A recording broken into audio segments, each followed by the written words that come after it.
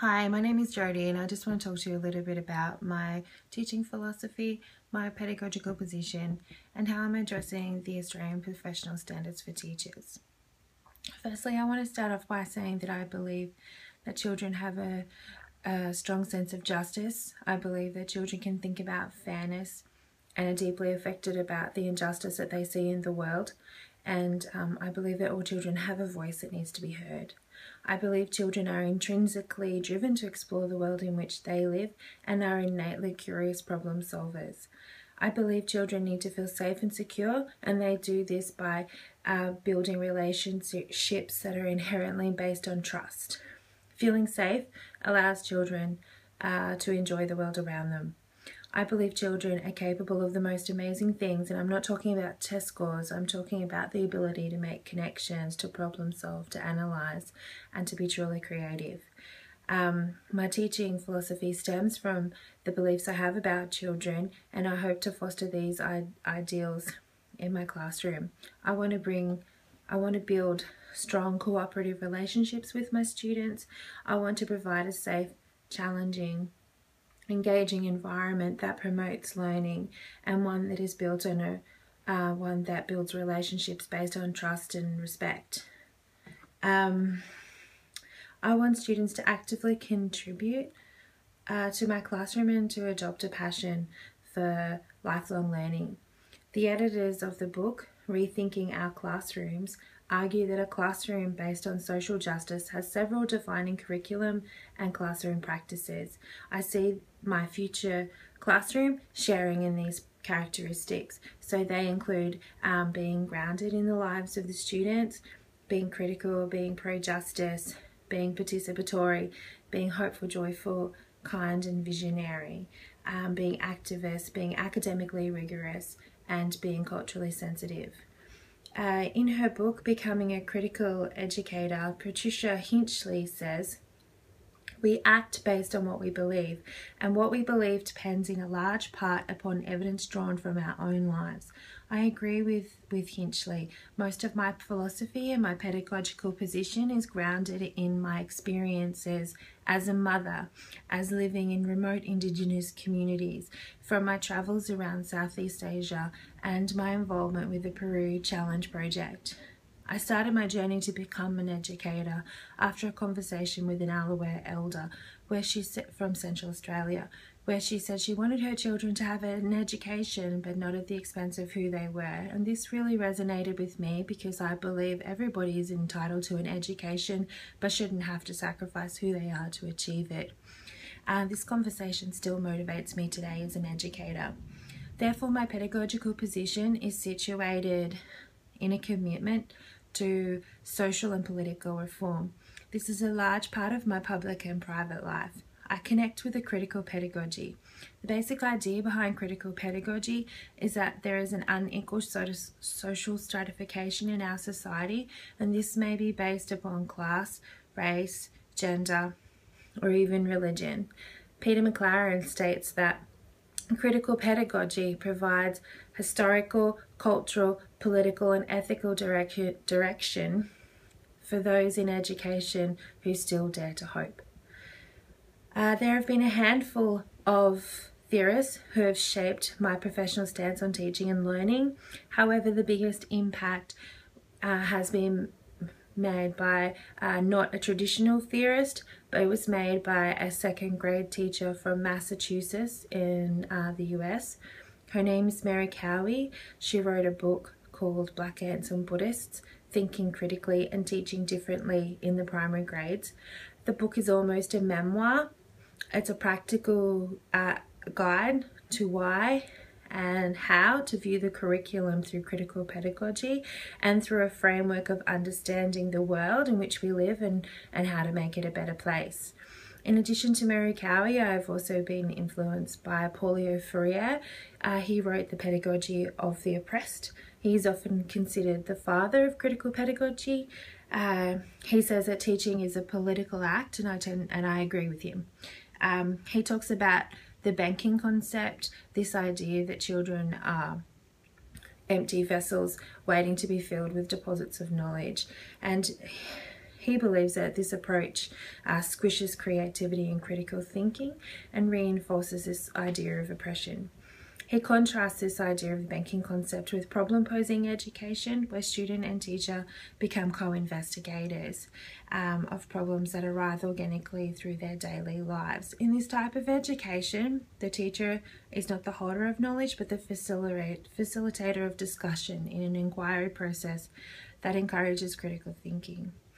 I believe that there are particular teaching approaches and strategies that can be used to support a critical social justice classroom, and some of these are the habits of mind, multiple intelligences, Bloom's taxonomy, inquiry learning, and problem-based learning. I value these approaches because they allow students to think critically and they are student-centered. The habits of mind are 16 problem-solving life-related skills. The skills promote strategic reasoning, insightfulness, perseverance, creativity, and craftsmanship.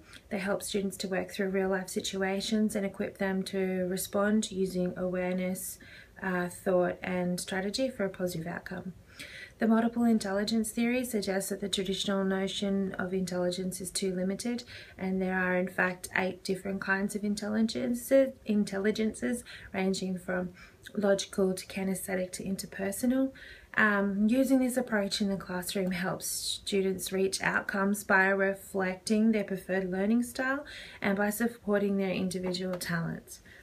Bloom's taxonomy considers a holistic approach to education. It divides educational objectives into 3 domains, and they are cognitive, affective, and psychomotor. And within the domains, there are higher levels of learning, but to achieve them, you must first reach the basic knowledge and skills. So, for example, in the cognitive domain, you'll start at remembering, and then you'll move your way up to creating, evaluating, and analysing. By focusing on all 3 domains and levels of learning, education becomes more universal. I also like to work with an inquiry learning approach. It's another student-centered approach. It's active learning, focusing on questioning and critical thinking and problem solving. It's associated with this whole idea of involve me and I will understand. Problem-based learning is also student-centered inquiry approach, but students learn the subject through the experience of solving an open-ended problem, and students get to learn both thinking strategies and domain knowledge. Now that I've spoken a little bit about my philosophy and my pedagogical position and preferred approaches, I now want to move on to how I'm addressing the Australian professional standards. So the first standard that I'm looking at today is from the domain professional knowledge. The focus is know students and how they learn, and the graduate descriptor I'm looking at is 1.4. Demonstrate broad knowledge and understanding of the impact of culture, cultural identity, and linguistic background on the education of students from Aboriginal and Torres Strait Islander backgrounds. I have addressed this standard when I studied a unit called Aboriginal Education Policies and Issues through the Waltuka Institute at the University of Newcastle. This course addresses Aboriginal education and social policies that have impacted on Aboriginal communities. It also explores cultural difference and the related pedagogies, teaching strategies including anti-racism strategies, and the inclusion of the Aboriginal community in the delivery of knowledge within the schooling system. I have also attended a conference hosted by Warwarra Aboriginal College. This was the International First Nations Education Synopsis. Through the conference, I was able to deepen my knowledge and understanding of First Nation ways of knowing, being, doing, and learning. And I was able to enhance my knowledge and understanding, which is required for teaching AITSL students and building aspirations for higher education and lifelong learning. I was also able to connect with international educators who are leaders in their field and share experiences. The second standard that I'll be looking at comes from the domain professional practice. The focus is use teaching strategies. The graduate descriptor, 3.3, include a range of teaching strategies. I developed a unit of work for EEE402, which is the primary humanities, society and environment unit. My goal was to create an inquiry-based unit based on Auswell's standard for level 6 humanities history. and the unit follows a Kath Walker inquiry approach. So the inquiry-based unit is a series of 10 sequenced lessons. The learning sequence is intended to guide Year 6 students through an inquiry process that allows them to explore the history of Australia pre and post Federation, especially through the multiple perspectives of at-sea, women, children and immigrants. Within each lesson, there are sections that demonstrate a range of teaching strategies. Some of these teaching strategies included direct instruction through invited speakers and lecturers, interactive instruction through role-playing, discussions, brainstorming and investigative groups, individual study through passion projects, indirect instruction through Socratic questioning, and experiential instruction through games and traumatization. By using these varied teaching strategies, I was able to cater to multiple intelligences of students and engage in Bloom's taxonomy and some of the 16 habits of mind. The final standard that I'll be looking at today is in the domain professional engagement. The standard I'm looking at is engaging professional learning and the graduate descriptor 6.3. Seek and apply constructive feedback from supervisors and teachers to improve teaching practices. As a pre-service teacher during practicum, I always supply my mentor teacher with a lesson plan or a lesson outline, and this plan or outline has 2 sections which categorically helps me to seek and apply feedback. The first section is titled Student Teacher Focus, while the second section is titled Mentor Reflections. In the Student Teacher Focus section, I can focus on a variety of things which have either been identified by myself or my supervising teacher. They could be things like time management, transitions, classroom management, differentiation, or questioning. My mentor teacher or other supervisor is then able to provide specific feedback and reflections on these particular focuses and offer ways to improve these elements. The second section is the mentor feedback section, which also allows the mentor teacher to make notes of my progress and identify any other area of my teaching that may need improvement, refinement, or support.